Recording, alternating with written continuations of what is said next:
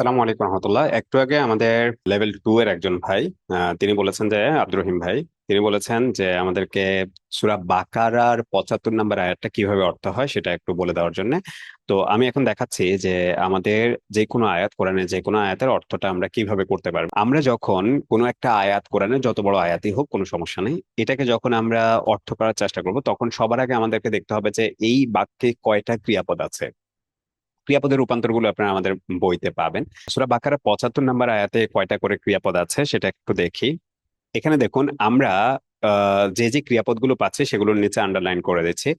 তাতমাউনা একটা ক্রিয়াপদ পাচ্ছি আমরা, ইউমিনু একটা ক্রিয়াপদ পাচ্ছি, তারপর হচ্ছে কানা একটা ক্রিয়াপদ পাচ্ছি, ইয়াসমাউনা একটা ক্রিয়াপদ পাচ্ছি, ইউহাররিফুনা একটা ক্রিয়াপদ পাচ্ছি, তারপরে হচ্ছে আকালু একটা ক্রিয়াপদ পাচ্ছি, এবং ইয়ালামুনা একটা ক্রিয়াপদ পাচ্ছি। তাহলে এখানে 1 2 3 4 5 6 এবং 7টা ক্রিয়াপদ আমরা পাচ্ছি। এখন প্রত্যেকটা ক্রিয়াপদের অধীনে আমাদেরকে করে একটা করে ছোট ছোট বাক্য করতে হবে। প্রত্যেকটা ক্রিয়াপদের অধীনে বড় আয়াতটা যত বড়ই হোক, কিন্তু আমাদেরকে ছোট ছোট বাক্য করতে হবে। আমি এখান থেকে এই অন্য একটা ক্রিয়াপদ যেটা আছে সেটার আগ পর্যন্ত সার্কেল করব বা ছোট অংশে বাক্য করব। তারপরে এখান থেকে ওয়াই এর আগ পর্যন্ত করব। কিভাবে করব সেটার নিয়মটা আমরা জানি, যে প্রত্যেকটা ক্রিয়াপদের পর অন্য ক্রিয়াপদের আগ পর্যন্ত, এবং যদি 150টা লেভেল 1 এর বইয়ের আগে যে 150টা ওয়ার্ড আছে সেই 150টা, অর্থাৎ একটা ক্রিয়াপদের আগে যদি 150টা, এই যে প্রথমে যে 150টা আছে সেই 150টা ওয়ার্ডের মধ্যে কোনো ওয়ার্ড যদি পাই, তাহলে তার আগে হচ্ছে আমাদেরকে সার্কেলটা করতে হবে। তাহলে এই হিসেবে এরপর আমরা আসি তারপরে মিন হুম পর্যন্ত, অন্য ক্রিয়াপদের আগ পর্যন্ত। এরপরে এখান থেকে আমরা সুম্মার আগ পর্যন্ত আমাদের নিয়মে আছে যে সুম্মা, ওয়া, ফা এগুলোর আগে সার্কেল করতে হয়। তারপরে এখান থেকে আমরা আবার মায়ের আগ পর্যন্ত যাব। তারপরে মা থেকে এখানে ওয়াহুমের আগ পর্যন্ত, এবং ওয়াহুম থেকে হচ্ছে ইয়া, লেমুন, এটা পর্যন্ত হচ্ছে আমরা করব। এখন আসি, এই যে আমরা ভাগগুলা করলাম, ছোট ছোট ভাগগুলা করলাম, এই ভাগগুলার আবার কোনটার কিভাবে অর্থ করব সেটা হচ্ছে, সেই নিয়মটাও আমাদের আছে। প্রথমে অর্থ করতে হবে 150টা ওয়ার্ড, সেই হিসাবে এখানে এটা হচ্ছে 1 নম্বরে অর্থ হবে।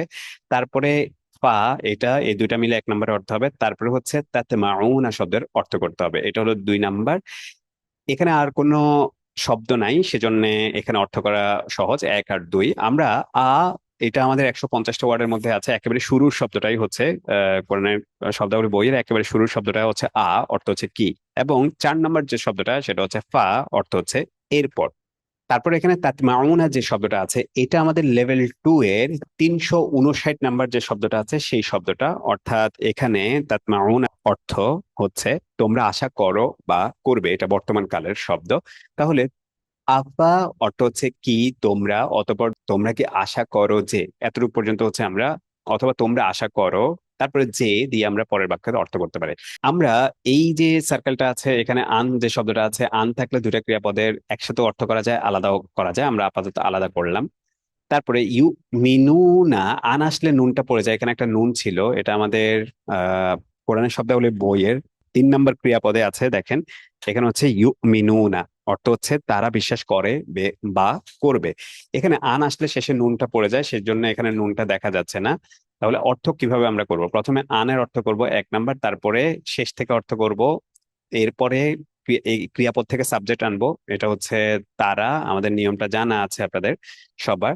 সেটা হচ্ছে তারা, এটা হলো 2 নাম্বার, এরপরে লাকুম হলো 3 নাম্বার, তারপরে ইউমিনুনা হলো 4 নাম্বার। তাহলে যে তোমাদের জন্য তারা বিশ্বাস করবে, তাহলে তোমরা, অতঃপর তোমরা মনে করো যে তোমাদের জন্য তারা বিশ্বাস করবে। তারপরে এই যে বাক্য, এখানে যে ক্রিয়াপদটা আছে এই ক্রিয়াপদের প্রথমে এই অংশের অর্থ হবে, তারপরে কোন শব্দটা পেশওয়ালা শব্দ, এটা হলো 2 নম্বরে অর্থ হবে। পেশওয়ালা শব্দ থাকলে সেটা 2 নম্বরে অর্থ হয়। তারপরে মিন হোম, এটা 3 নম্বরে হবে। তারপরে কানা শব্দের অর্থ হবে।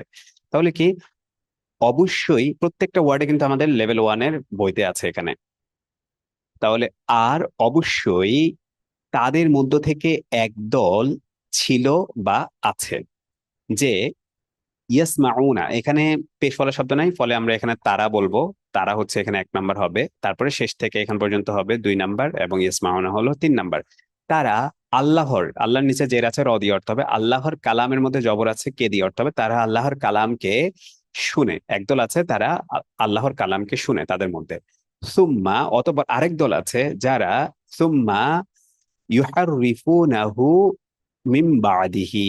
এখানে ইয়াসমাউনা শব্দটা হচ্ছে আমাদের, আপনারা যদি যান, যেটা একটু আগে দেখালাম, কানা শব্দটা কোরআনের শব্দাবলী বইয়ের 2 নম্বর শব্দ দেখুন, 2 নম্বরে কানা আছে। আর ইয়াসমাউনা যে শব্দটা আছে এটা হলো আমাদের 37 নম্বর কোরআনের শব্দাবলী বইয়েরই 37 নম্বর শব্দ, এখানে দেখতে পাচ্ছেন ইয়াসমাউনা, অর্থ হচ্ছে তারা শুনে বা শুনবে। এরপরে ইউহার রিফুনা যে শব্দটা আছে এটা 520 নম্বর শব্দ, লেভেল 2 এর। তারপরে আরেকটা ক্রিয়াপদ আছে এখানে, আকালু, এটা হচ্ছে আমাদের 73 নম্বর শব্দ, এই লেভেল 1 এর বইয়ের 73 নম্বর শব্দ। আরেকটা ক্রিয়াপদ আছে আমাদের ইয়ালামুনা, এটা হচ্ছে 4 নম্বর ক্রিয়াপদ। তো ফলে এগুলো আমরা কোনটার অর্থ কি সেটা খুব সহজে বই থেকে দেখতে পারবো। যাই হোক, এখন আসি যে আমরা পরের বাক্যটা দেখি। সুম্মা এটা হচ্ছে 1 নম্বর হবে, তারপর তারা এটা হলো 2 নম্বরে অর্থ হবে আমাদের, তারপরে শেষ থেকে এখন পর্যন্ত এটা হলো 3 নম্বরে হবে। অতঃপর এই ব্যাপারের পরে, মানে তারা শোনার পরে তারা কি করে, সেটাকে বিকৃত করে। ইউহার রিফুনা, তারা বিকৃত করে। কি বিকৃত করে? মা, যা, এটা 1 নম্বর, হু হলো 2 নম্বর, এবং আকালু হচ্ছে 3 নম্বর। যা সে বুঝে, যে জিনিসটা, যে কোরআনটা তারা বোঝে সেটাকে তারা বিকৃত করে। এরপরে হচ্ছে ওয়াহুম ইয়ালামুন, যা তারা ভালোভাবে জানে, যেটা তারা বুঝেছে এবং ভালোভাবে জেনেছে সেটাকেই তারা বিকৃত করে। তো এইভাবে আমরা মূলত যে কোনো আয়াতকে ভাগ করে এবং কোরআনের শব্দাবলী লেভেল 1 এর সাহায্য নিয়ে যে কোনো কোরআনের আয়াতের অর্থ ইনশাল্লাহ করতে পারবো।